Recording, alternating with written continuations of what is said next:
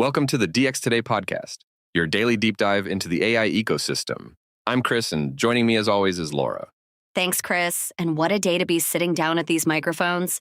Because as of this very morning, the largest initial public offering in the entire history of financial markets is officially trading. And at its core, it is very much an AI story. That's right. Today, Friday, June 12th, 2026, SpaceX begins trading on the Nasdaq under the ticker SPCX. And the sheer scale of this thing is almost impossible to wrap your head around. So walk us through the headline numbers first.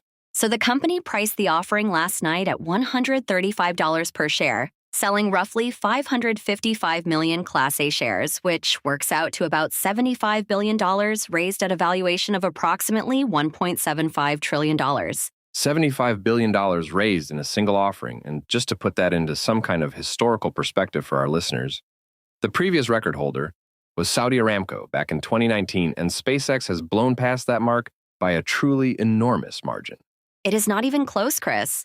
Aramco was the giant that everyone assumed would hold that crown for decades, and SpaceX just roughly doubled the previous record raise while debuting at a valuation several times larger than Aramco commanded on its first day of trading. Now, some of our listeners might be thinking, wait a minute, SpaceX is a rocket company. So why are two AI podcast hosts spending an entire episode on this? And I think that is exactly the right question for us to unpack together today. Because the modern SpaceX is really three businesses stapled together. You have the launch business with the rockets everyone knows. You have Starlink with its constellation of roughly 10,000 satellites. And critically, you have xAI, the artificial intelligence unit that previously acquired the social network X. And that third piece is the one that changes everything about how Wall Street has to think about this company. Because investors buying shares today are not just buying rockets and satellites. They are buying one of the frontier AI labs in the very same basket. Exactly. And the bankers leaned into that framing hard during the roadshow. The pitch was essentially compute, connectivity, and intelligence under one roof, with Starlink as the distribution layer, the launch business as the infrastructure muscle, and xAI as the growth engine justifying a $1 trillion-plus multiple. I want to push back on that a little bit because conglomerate structures have historically traded at a discount, not a premium. So why is the market rewarding this particular bundle instead of demanding that those three businesses be separated and valued each on their own merits?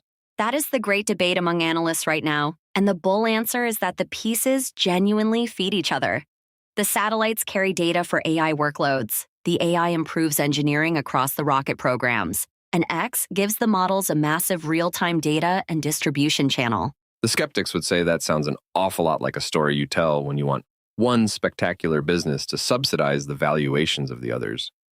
And we have certainly seen versions of that movie before in previous technology cycles, have we not? We absolutely have. And I think healthy skepticism is warranted at these prices. But here's the thing that makes today different from a typical frothy debut, which is that this listing is not happening in isolation. It is the opening act of an entire AI IPO supercycle. Right, and this is where the story gets much bigger than one company, because the two most prominent independent AI labs in the world both quietly filed their own paperwork with regulators in just the past 2 weeks, which is a genuinely stunning coincidence of timing. So, on June 1st, Anthropic confidentially submitted a draft registration statement to the Securities and Exchange Commission, and that filing came right on the heels of a $65 billion Series H funding round that valued the company at $965 billion. $965 billion for a company that most of the general public had barely heard of 3 years ago. And from what I understand, the revenue trajectory underneath that valuation is actually the part that has Wall Street paying very close attention.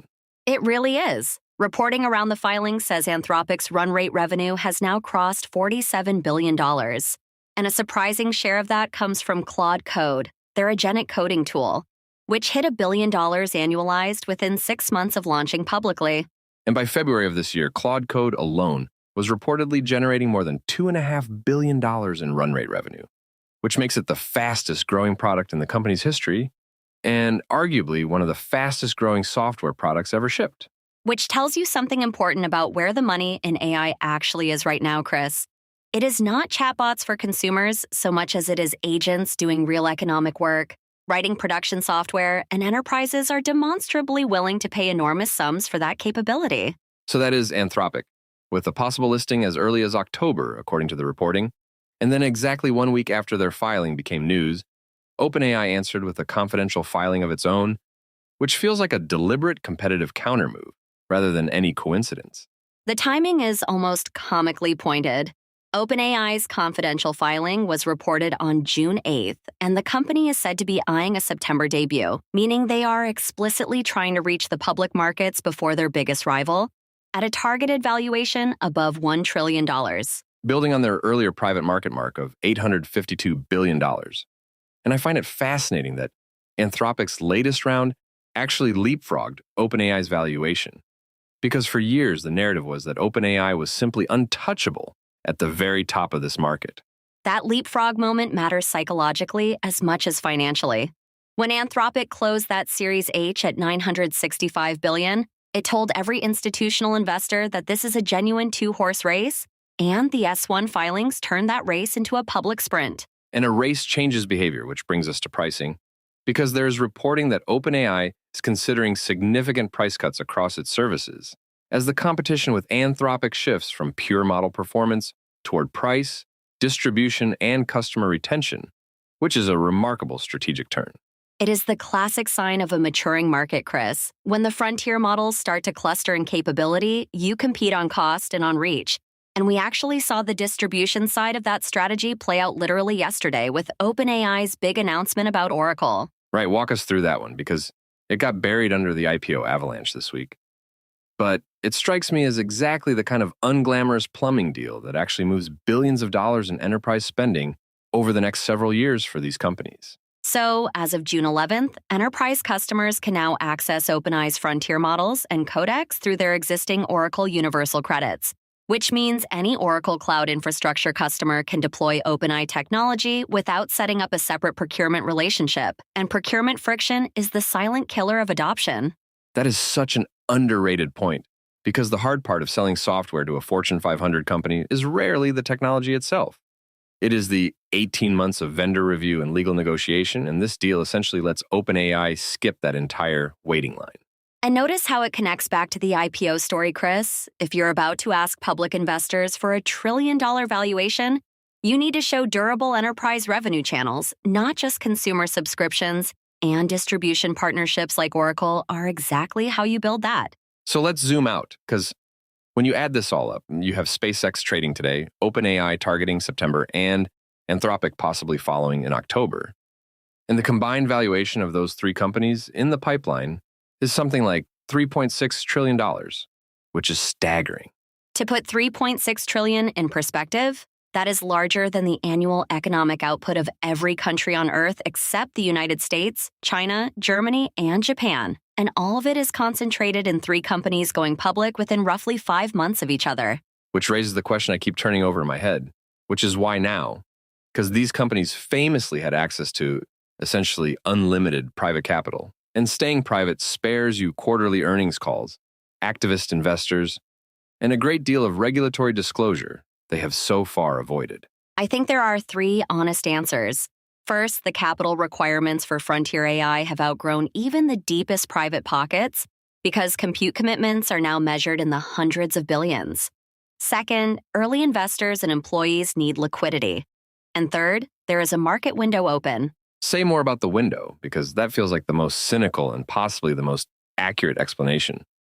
The idea that you go public when enthusiasm is at its absolute peak, rather than when your business model questions have all actually been answered for investors.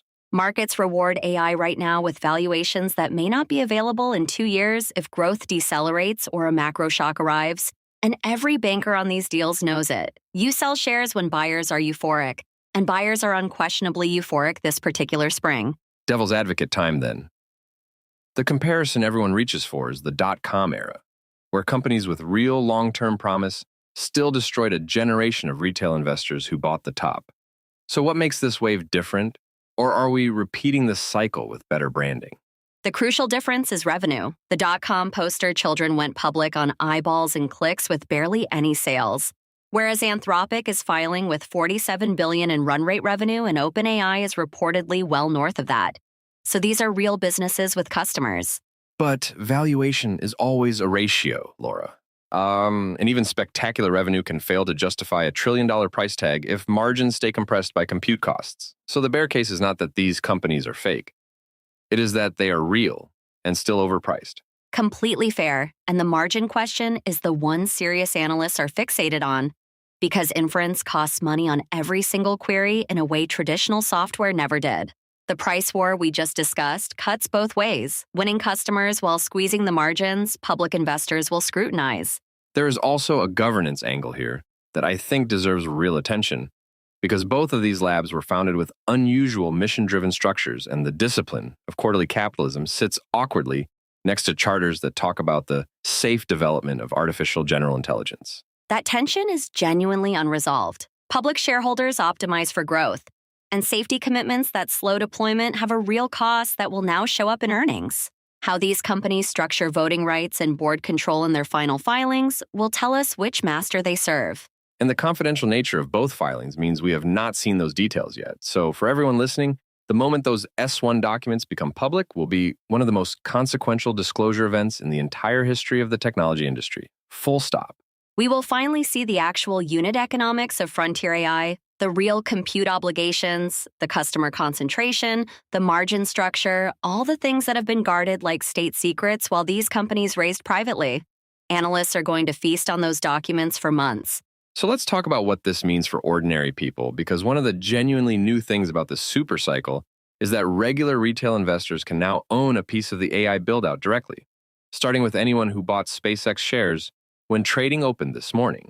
Which is empowering and dangerous in equal measure, Chris. Participation means everyday investors share in the upside that was previously reserved for venture funds, but it also means the risk of a correction lands on retirement accounts instead of institutions that can absorb that kind of loss. What is your practical read for listeners then? Not as financial advice, obviously, but as a framework for thinking clearly while every headline this summer is screaming about record valuations and historic debuts and trillion-dollar milestones in seemingly every direction we happen to look? My framework is simple. Separate the technology thesis from the price thesis. You can believe AI is the most important technology of our lifetime and still recognize that any asset can be overpriced. And remember, the dot-com survivors took a decade to reclaim their highs. That is such an important distinction, because believing in the technology and being disciplined about the price are not the same thing. And history suggests the investors who conflate those two ideas are usually the ones who end up funding everyone else's lesson about market cycles. And the next few months give us concrete milestones to watch. SpaceX's first weeks of trading, the public unveiling of OpenAI's S1 ahead of a September debut, and Anthropic potentially following in October. By Halloween, we may know whether this was a golden age or a top. It is going to be an extraordinary summer for anyone who cares about the intersection of AI and capital markets. And you can be absolutely certain we will be covering every single one of those milestones right here as they land day by day together. Absolutely. And to recap today in one breath, the largest IPO in history began trading this morning. The two leading AI labs are racing each other to the public markets, and $3.6 trillion of valuation is about to meet public scrutiny for the first time. Beautifully summarized, as always, Laura. That's all for today's episode of the DX Today podcast. Thanks for listening, and we'll see you next time.